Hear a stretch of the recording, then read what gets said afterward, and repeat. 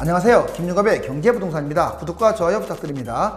2019년 11월 18일 월요일입니다. 글로벌 증시가 두 달간 상승하면서 금융위기에 대한 불안감과 시덥진 상황인데 단기간 주가가 올랐다고 하여 세계 경제가 안전하다고 할 수 없으며 많은 경제학자들은 오히려 세계 경제를 이끌고 있는 미국 주가의 거품을 경계하면서 목소리가 커지고 있는 시점입니다.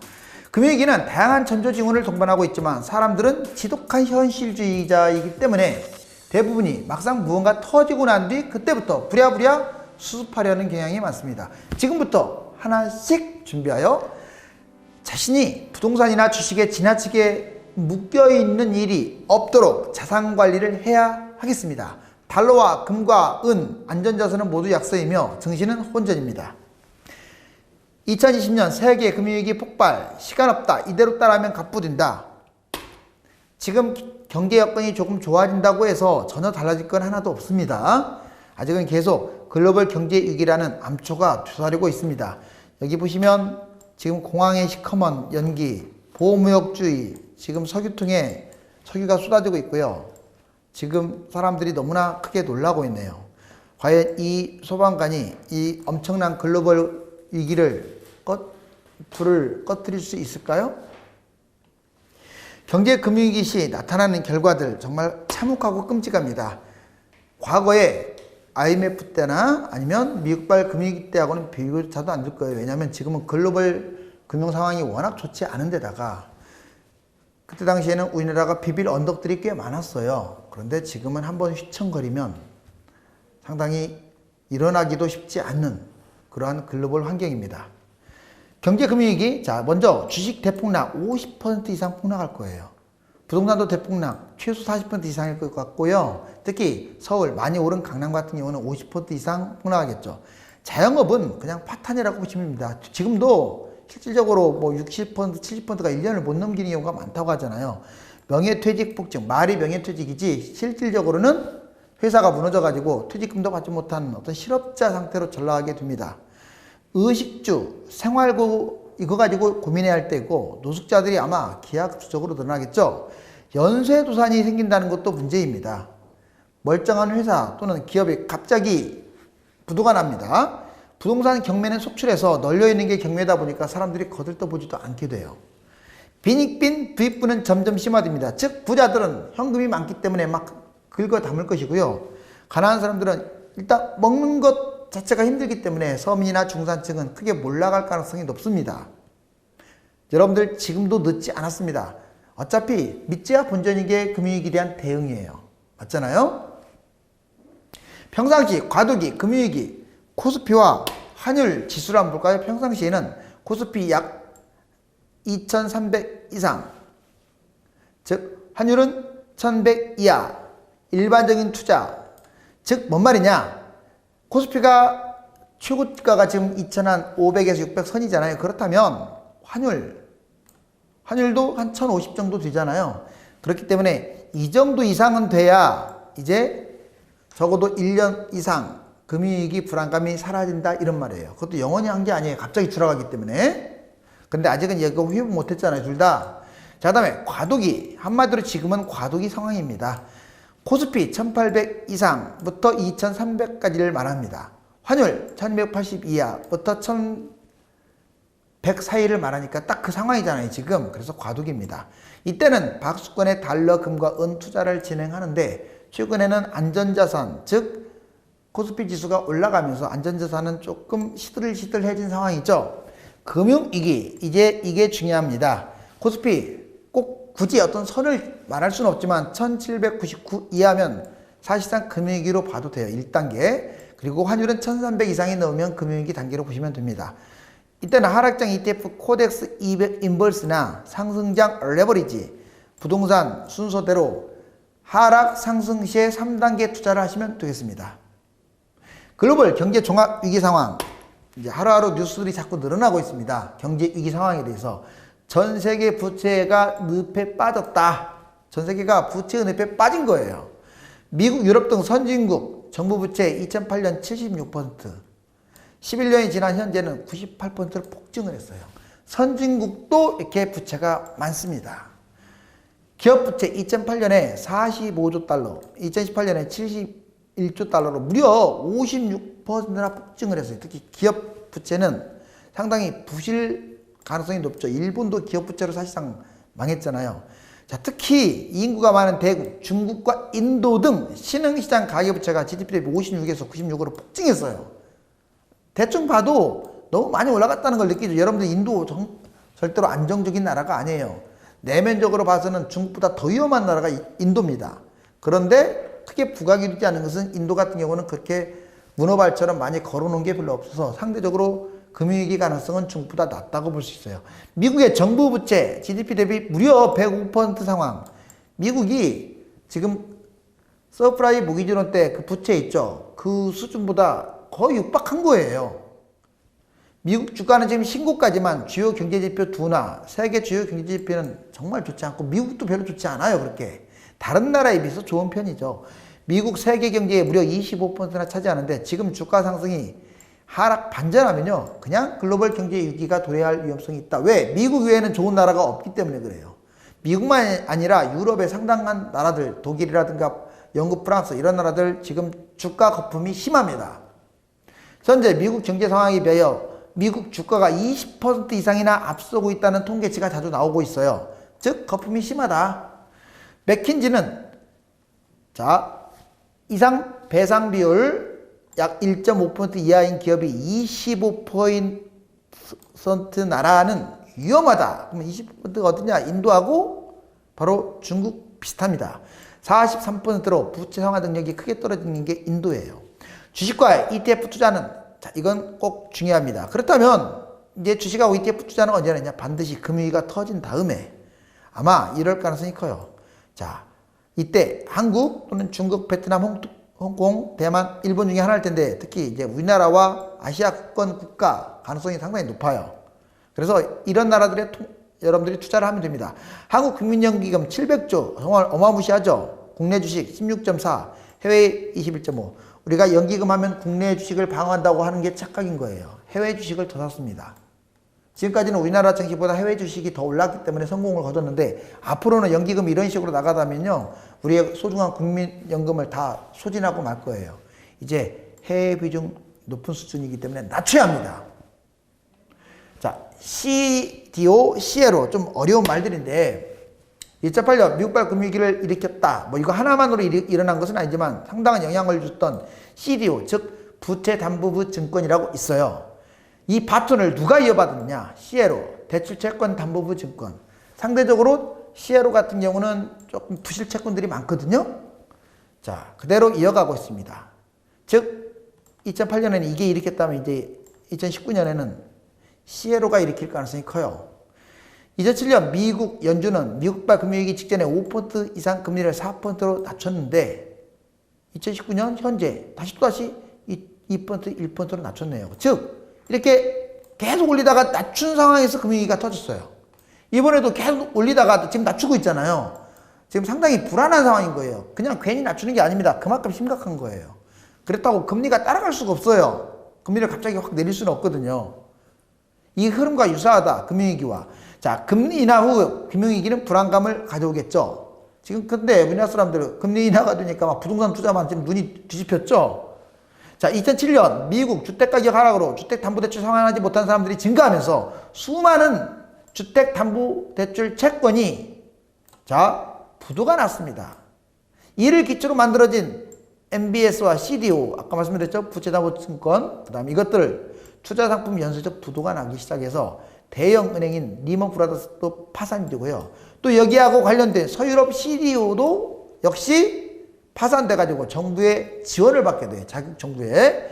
자, 이번에는 이제 CDO에 투자 안 한 신흥국도 여기는 투자할 리가 없죠. 돈이 많지 않으니까. 근데 해외 자산이 이걸 메꾸다 보니까 빠져나가는 거예요. 그래서 금융위기가 덩달아 터집니다. 참 억울하죠. CLO는 기존 CDO와 흡사한 구조로 CDO처럼 몸집이 부풀어졌어요. 지금 이제 좀 이따 제가 여러 가지 자료를 보여드릴 거예요. 저신용 기업들의 담보대출 채권을 한데 묶어서 판매하고 상환 여부에 따라 등급을 나누는데 이 부실 회사를 분산 및 신용 보강 등의 방법을 이용해 가지고 좀 편법이에요. 투자 등급 AA로 다 바꿔 가지고 상용화 시킨 다음에 결국은 이게 나중에 문제가 생기면 부실이 확대돼가지고 터지겠죠. 지금 꼭 그 꼬락서니까 CDO 때하고 비슷해요. CLO는 부실화되었지만 등급이 높아져서 자금이 크게 몰리게 돼요. 그걸 모르죠. 다른 데서는, 외부에서는. 일단 신용등급 좋으니까 몰리는 거예요. 2018년 1280달러가 신규 발행되는 등 사상 최대 규모로 잔액이 지금 쌓여있는 상황이에요. 2008년 CDO 부실과 아주 흡사한 모습을 보이고 있다. 자, 여기 한번 보세요. 실질적으로 자, 담보부 채권들 CDO 여기 보세요. 이 꼭지 치고 2008년에 금융위기 터졌어요. 미국이. 근데 이 미국이 또다시 지금 연한세 이거 CLO가 늘어나고 있죠. 거의 뭐 어떻습니까? 어깨를 지금 나란히 하려고 하고 있죠. 그래서 지금 상당히 위험하다는 겁니다. 2007년과 2019년 미연준 기준금리 인하. 제가 예전에 금융위기 어떤 징조는 여러 가지를 많이 해줬어요. 그래서 그런 것들은 지금 생략을 했고, 자, 이거 한번 보자고요. 지금 금리가 1%까지 떨어진 이후에 이제 중요한 건 이겁니다. 2006년 계속 올렸어요, 금리를. 정말 단기간에 이렇게 엄청 올리죠. 그런 다음에 뭔가 낌새가 좀 이상한 거야. 그래서 2006년부터 본격적으로 금리를 인하합니다. 그때 5점 초반에서 4점 이렇게 포인트대로 지금 금리를 인하시켰어요. 그렇지만 결국은 어떻습니까? 2007년 이후에 바로 미국발 금융위기는 터지고 말아요. 이렇게 금리, 낌새가 이상해서 금리를 인하했는데 지금도 비슷해요. 계속 지금 올랐다가 지금 세 차례 미 연준이 금리 인하하고 있죠. 뭐 퍼센트는 다르지만 자, 2점 대략 한 뭐 5 엉저리에서 지금 거의 밑으로 지금 낮추고 있습니다. 자, 여기서 이제 금융위기가 또 터질 가능성이 높다라고 지금 경제학자들은 말하고 있습니다. 그때는 2020년. 지금 2017년하고 너무 지금 모양도 비슷하고 흡사합니다. 미국 시니어론 잔액 커버넌트 라이트 비율을 한번 볼까요? 미국 시니어론 잔액. 아까 제가 CLO 말씀드렸잖아요. 이 채권 2002년에 이거밖에 안 됐던 게 2018년 보세요. 1200억 달러. 대단하죠? 그리고 커버넌트 라이트 레버리지론 비율도 보면 2004년부터 2018년까지 꾸준하게 증가하고 있습니다. 자, 이처럼 이런 것들이 부실을 키우는 거예요. 지금 증명된 것도 별로 없고 지금 사람들은 내가 설마 폭탄 맞으려 하고 돌리고 있는 거죠. CLO 구조 볼까요? 자, 선순위, 메자인, 후순위. 자, 여기 보시면 AA, 트리플 A 59.3% 비중으로 상당히 안정성이 높죠. 자, 메자인은 AA, A, BB 이렇게 10.9 이렇게 해서 두 개 합치니까 대략 한 70%가 좀 넘어가니까 상대적으로 안전한 거 아니냐. 근데 문제는 이걸 아까 제가 처음에 설명했잖아요. 이걸 억지로 원래 BB밖에 안 되는 걸 AA로 만든다든가 이런 식으로 둔갑해가지고 좀 편법을 많이 활용한 것들이 지금 드러나고 있어요. 그 다음에 하이힐드 스프레드라고 경제금융위기가 터졌을 때 갑자기 이렇게 치솟는 어떤 것들이 있거든요. 물론 치솟았다고 해서 이게 꼭 금융위기로 바로 터지는 것은 아니지만 예전에 실질적으로 미국발 금융위기 때 어때요? 별로 지금은 높지 않은데 갑자기 치솟았죠. 이게 2018년에도 치솟았고 16년에도 치솟았고 또 18년에 약간 올라온 듯 하다가 지금 평범한데 이게 어느 날 순간 팍 치고 올라갈 수가 있어요. 그래서 이걸 잡아내기란 참 쉽지는 않습니다. 그래서 평상시에 여러분들 이 하이힐드 스프레드로 잡아가지고 금융위기가 터진다 이걸 발견하기보다는 사전 준비를 하는 게 훨씬 더 빨라요. 세계 경제 전망. 세계적으로 지금 2.7, 2020년까지 미국 이것도 예측이기 때문에 상당히 긍정적으로 지금 예측을 한 거예요. 1.7까지. 유로존 1.2에서 1.4로 올라간다는데 글쎄요. 자, 중국 6.1 이미 지금 현재 이번에 마지막 3분기 때 자, 6포인트 상승인데 무슨 내년에 6.1포인트나 상승하겠어요. 제가 보기에는 5포인트대로 추락합니다. 어찌됐거나 세계 경제 전망이 상당히 어둡다. 중국의 부채가 가장 심각해요. 아마 글로벌 금융위기가 터지면 중국발 문제다. 중국의 부채 어마무시합니다. 제가 아까 보여드렸잖아요. 170, 80, 90에서 금융위기가 많이 터졌죠. 중국 보세요. 자, 250, 300이 육박합니다. 특히 기업 부채가 어마무시합니다. 일본도 그런데 일본은 그나마 기축통화로서 조금 버틸 수가 있어요. 근데 중국은 만만치가 않습니다. 트럼프하고 무역전쟁이 심화되지 않더라도 내부 폭발로 자멸할 수도 있어요. 특히 홍콩 문제까지 겹치면서. 자, 중국의 경제 주체별 부채 규모. 자, 10억 위안대 계속 보시면 되겠습니다. OECD하고 신흥국 경기 선행지수 조화에 하는데 2018년 기점으로 해서 지금 추락하고 있다는 게 역시 2019년, 2020년에도 추락할 가능성이 높다라는 게 좀 안타까운 거고요. 자, 이제 결정적인 거. 일본, 이제 각 국의 금융위기를 터뜨렸던 나라들의 민간 부채 비율을 한번 보자고요. 자, 일본 옛날에, 자, 여기 보시면 90년대 금융위기 터졌잖아요. 그 비율이 어느 정도냐? 대략 여기 딱 보니까 220 정도 되네요. 그래서 여기 폭발했죠? 그래서 장기간 하락. 자, 태국도 보세요. 우리나라처럼 IMF를 겪었던 태국도 170, 190까지 갔다가 결국 170% 민간 부채 비율이 170%에서 결국 금융위기 터졌고. 자, 미국발 서프라임 모기지론도 여기 뭐 높지 않습니다. 170대에서 터졌어요. 자, 그리스 140에서 터지네 만에 흘러전에 한동안. 자, 현재 주요 국가 민간 부채 비율. 그러면 그 170, 180 이게 어떤 마의 선입니다. 자, 일본 보세요. 아까 165, 한국 128. 우리나라는 상대적으로 낮은 상황에서 시작 단계. 태국 107, 나중에 181까지. 말레이시아 109, 그리스, 스페인 이렇게 해서 자, 금융위기가 터졌던 나라들의 지금 사이클 초기와 사이클 말기를 같이 보여주고 있어요. 자, 여기 보시면 이제 우리나라 보세요. 지금 190입니다. 누가 안전하다고 합니까? 이건 상당히 높은 상황이에요. 자, 그 다음에 중국 민간 부채 비율. 아까 제가 말씀드렸죠? 자, 210이 넘어가고 있네요. 그 다음 베트남도 지금 130, 40 가까이 되고 있습니다. 안전한 나라가 아니에요, 결코. 그리고 스웨덴 250이나 됩니다. 인구가 적고 땅이 커서 그렇지. 그 다음 호주도 만만치 않습니다. 140. 싱가포르 도시국가라고 하지만 170을 넘나들고 있어요. 그 다음에 홍콩 심각합니다. 300 정도 돼요. 물론 이제 중국이 홍콩을 흡수했기 때문에 뭐 홍콩 하나만으로 금융위기가 터진다 이렇게 할 수는 없는데 지금 중국에게는 커다란 이게 어떤 문제가 될 수가 있어요. 코스피 이제 하나의 여러분들 지수라든가 그 다음에 각 투자 품목별로 한번 판단해 보겠습니다.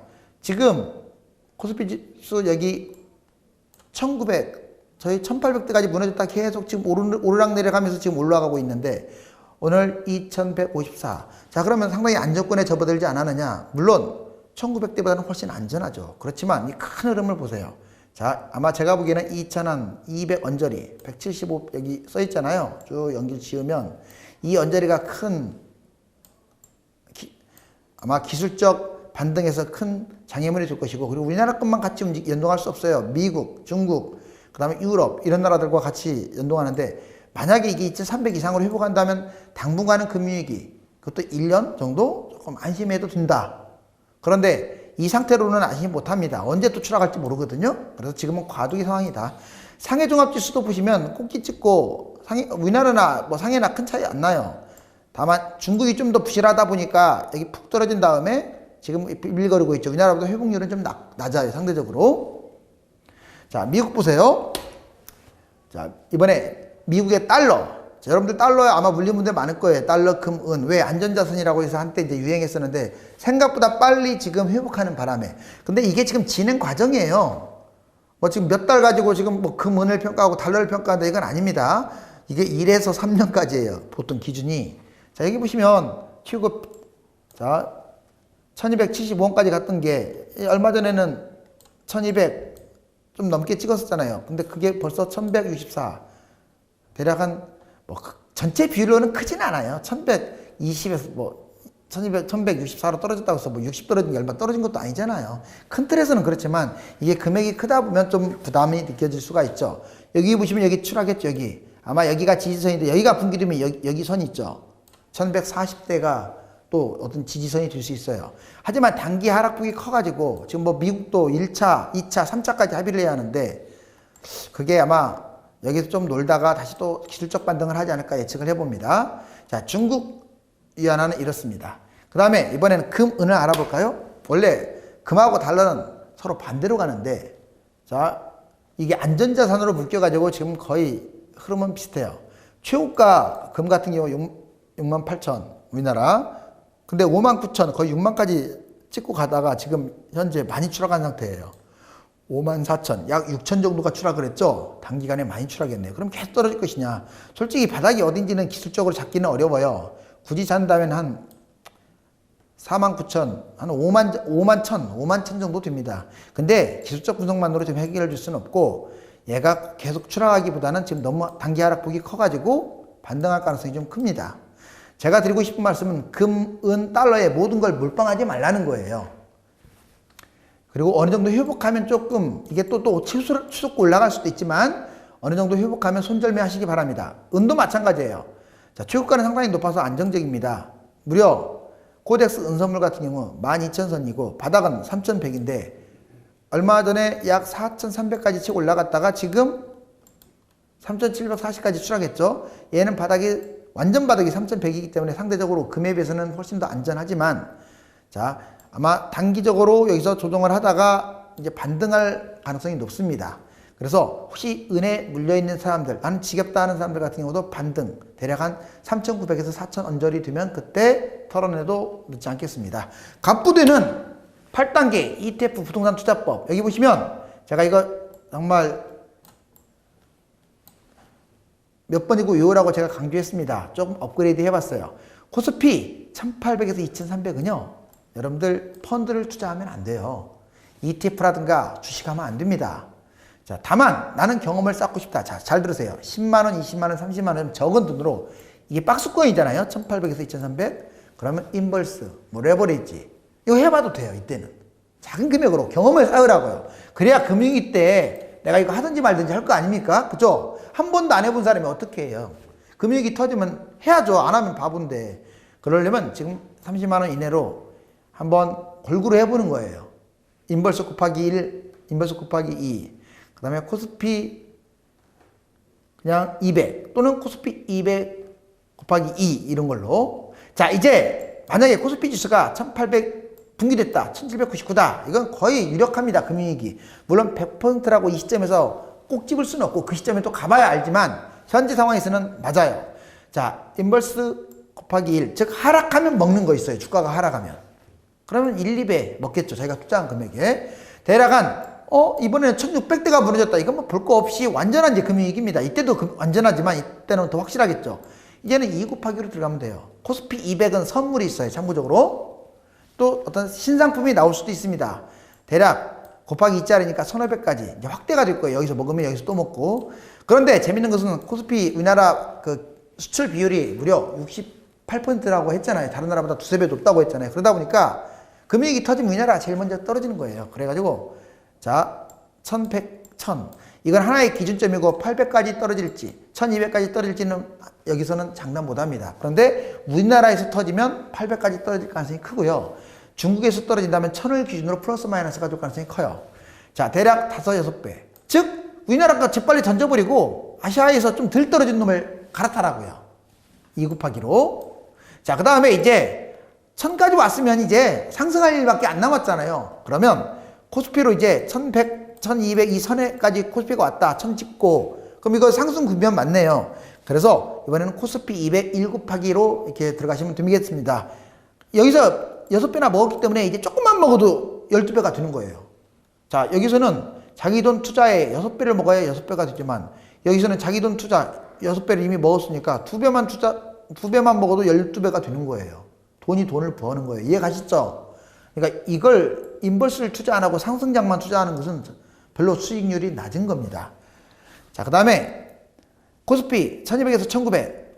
이제 1200을 돌파했어요. 상승장에서. 그러면 이번에는 1 곱하기를 할 게 아니라 2 곱하기로 때려버려야죠. 2배 이상 먹는 걸로. 그래서 만약 그렇다면 12 곱하기 2 이렇게 가기 때문에 최소 13배에서 36배까지 치고 올라가겠죠. 그 다음에 이번에는 이제 우리나라가 가장 먼저 1900, 2000 찍을 거예요. 그러면 1900 정도 찍으면 다른 나라 이제 막 올라오거든요.